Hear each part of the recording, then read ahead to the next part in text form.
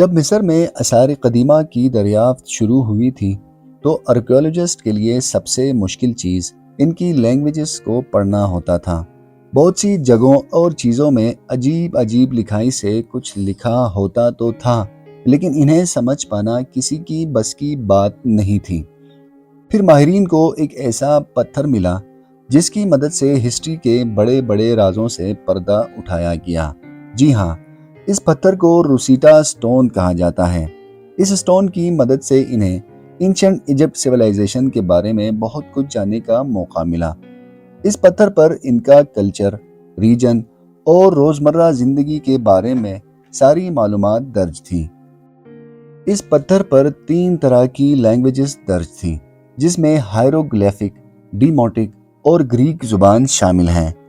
Archaeologist کے مطابق اس پتھر کو 2 سینچری میں لکھا گیا تھا اور اس پتھر کو سن 1799 میں دریافت کیا گیا تھا۔ جہاں پر اس پتھر کو دریافت کیا تھا، اس جگہ کا نام راشد تھا، جسے گریک زبان میں روسیٹا کہا جاتا ہے، اس لیے اس پتھر کا نام روسیٹا سٹون رکھ دیا۔ اس کی لمبائی 44 انچ ہے اور یہ دونوں سائڈ سے ٹوٹا ہوا ہے۔ ایسا لگتا ہے جیسے یہ کسی بڑے پتھر کا ٹوٹا ہوا ٹکڑا ہو، اور اسے لندن کے برٹش میوزیم میں رکھا گیا ہے، اور یہ پتھر ہسٹری کے سب سے یوزفل ڈسکوریز میں سے ایک ہے۔ نمبر 2، دوستوں، آپ میں سے بہت سے لوگ جانتے ہوں گے کہ مصر پر فرعونوں کی حکومت ہوا کرتی تھی اور مصر کے بادشاہوں کو فرعون کہا جاتا تھا۔ مصر پر حکومت کرنے والے فرعونوں میں ایک فرعون سوزن بن بھی تھا۔ یہ ایک بہت ہی پاورفل فرعون تھا۔ اس نے مصر پر تقریباً 46 سال تک حکومت کی تھی۔ آج کل اینشنٹ فرعونوں کے جتنے بھی اسٹیچوز دریافت ہوئے ہیں، ان میں سے زیادہ تر سونے کے بنے ہوئے تھے، لیکن فرعون سوزن ون کا اسٹیچو مصر کی ہسٹری کا وہ واحد اسٹیچو تھا جو چاندی کا بنا تھا، اور اس زمانے میں چاندی سونے سے بھی زیادہ مہنگی تھی اور ایک اعلیٰ چیز سمجھی جاتی تھی۔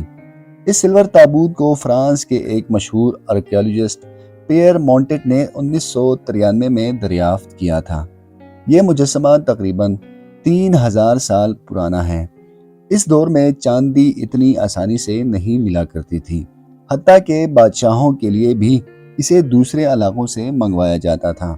یہ صرف امیر اور بادشاہوں کے پاس ہوتی تھی، اس لیے اس زمانے میں چاندی کا مجسمہ بنانا ایک بہت ہی حیران کن بات تھی، اور اس وجہ سے اس فرعون کو اینشنٹ ایجپٹ کی سب سے ایکسپینسو ڈسکوری مانا جاتا ہے، حتیٰ کہ ٹامب آف ٹوٹن کی ڈسکوری سے بھی اسے ایک ایکسپینسو مانا جاتا ہے۔ نمبر 3، مصر کے شہر الیگزینڈرا کے ساحل سے 6.5 کلومیٹر دور ایک جگہ پر ڈیپ سی ڈائیورز اور آرکیولوجسٹ نے سمندر کی سطح میں کچھ ایسا دیکھا جو بالکل نارمل نہیں تھا۔ فرینچ آرکیولوجسٹ نے مل کر اس جگہ پر ریسرچ کرنے کا فیصلہ کیا۔ جب انہوں نے وہاں ریسرچ کرنا شروع کی تو ان کی کھوج نے سب کو حیران کر دیا۔ جی ہاں، انہیں وہاں پر 64 شپس، 73 اینکر، سونے سے بھرے صندوق، ٹوٹی پھوٹی عمارتیں، مکانوں کے ٹکڑے اور چھوٹے چھوٹے پتھر ملے جن پر عجیب لینگویج میں کچھ لکھا ہوا تھا۔ اس کے علاوہ اس جگہ پر 16 فیٹ لمبے اسٹیچوز بھی موجود تھے۔ یہ تمام چیزیں کئی کلومیٹر تک پھیلی ہوئی تھی، لیکن ان سب چیزوں کے علاوہ یہاں پر ایک اور ڈسکوری بھی کی گئی، جو کہ ایک ملٹری شپ تھا۔ یہ شپ تقریباً 2300 سال پرانا ہے۔ اینشنٹ ایجپٹ کے لوگ اسے اپنی جنگوں وغیرہ میں استعمال کیا کرتے تھے۔ ماہرین کے مطابق یہ جگہ ایجپٹ کی سب سے بڑی پورٹ ہوا کرتی تھی۔ یہ ایک کرافٹ مین شپ تھا۔ اس کی لمبائی 42 فٹ تھی اور یہ شپ ابھی تک اچھی طرح پریزرو ہے، لیکن اس پورٹ کے ساتھ کیا ہوا تھا یہ کسی کو نہیں معلوم، اور یہ ابھی بھی ایک مسٹری ہے۔ نمبر 4، دوستو، اینشنٹ ایجپٹ کی سب سے بڑی اور امپورٹنٹ ڈسکوری کنگ ٹوٹن کی ٹامب تھی۔ لیکن کیا آپ کو معلوم ہے کہ اینشنٹ ہسٹری کی دوسری بڑی ڈسکوری کیا تھی؟ یہ جو جگہ آپ کو نظر آ رہی ہے یہ مصر کی ایک ریموٹ ایریا میں واقع ہے اور یہ مصر کی سب سے بڑی اور دوسری امپورٹنٹ ڈسکوری ہے۔ اس جگہ کو دی لاسٹ گولڈن سٹی کا نام دیا گیا ہے۔ اصل میں آرکیولوجسٹ یہاں پر کچھ اور ڈسکور کرنے کے لیے یہاں آئے تھے، لیکن ریت کے نیچے انہیں تقریباً 3400 سال پرانا ایک شہر مل گیا۔ یہ مصر کا سب سے بڑا اینشینٹ شہر تھا۔ اس دور میں یہاں پر کنگ ایمینو ہوٹپ کی حکومت تھی۔ ریسرچرز کو اس جگہ پر offices, bakery, mud brick houses, rooms, برتن، وائن ویسلز کے ڈھکن، جیولری اور کئی طرح کے ٹولز بھی ملے۔ اس کے علاوہ یہاں پر کاشت تیار کرنے والے کارخانے اور ہزاروں سٹیچوز کا ملبہ بھی دریافت ہوا تھا، اور یہ شہر اتنی اچھی طرح پریزرو تھا کہ اسے دیکھ کر ایسا لگتا تھا کہ یہ کچھ ہی دیر پرانا ہے۔ حتیٰ کہ کئی چیزیں ایسی بھی تھیں جو ایسے لگتی تھی کہ ان کو کچھ ہی دن پہلے بنایا گیا ہو۔ سیکریٹ آف دا اسفنکس، یہ جو مجسمہ آپ دیکھ رہے ہیں یہ اینشنٹ ایجپٹ کے سب سے بڑے عجائبات میں سے ایک ہے۔ یہ مصر کے علاقے غزہ میں موجود ہیں۔ قدیم مصریوں کا ماننا ہے کہ یہ مجسمہ کنگ غفوروں کے دور میں بنایا گیا تھا۔ اس مجسمے کے پیچھے والا پیرامڈ میں کنگ غفوروں کی قبر بھی موجود ہے۔ اس مجسمے کی شکل انسان کی ہے لیکن اس کا باقی جسم شیر کا ہے۔ یہ دیکھنے میں بہت ہی خوفناک لگتا ہے۔ اس کی لمبائی 240 فیٹ اور اونچائی 60 فیٹ ہے۔ یہ پورا مجسمہ ایک بڑے چٹان کو کاٹ کر بنایا گیا ہے۔ 1920 تک آرکیولوجسٹ نے اس کا سر اور گردن ہی ڈسکور کیا تھا، جبکہ اس کا نچلا حصہ ریت میں پوری طرح دفن تھا۔ لیکن آہستہ آہستہ اس جگہ کی کھدائی کی جا رہی تھی اور آخر کار ماہرین اس انسانی شکل والے شیر کا پورا مجسمہ نکالنے میں کامیاب ہو گئے ہیں۔ مصر میں موجود ایک مندر میں 1300 سے زیادہ چھوٹے چھوٹے ایسے مجسمے موجود ہیں، جس سے پتہ چلتا ہے کہ اینشنٹ ایجپٹ کے لوگ انہیں اپنا دیوتا مان کر پوجتے تھے۔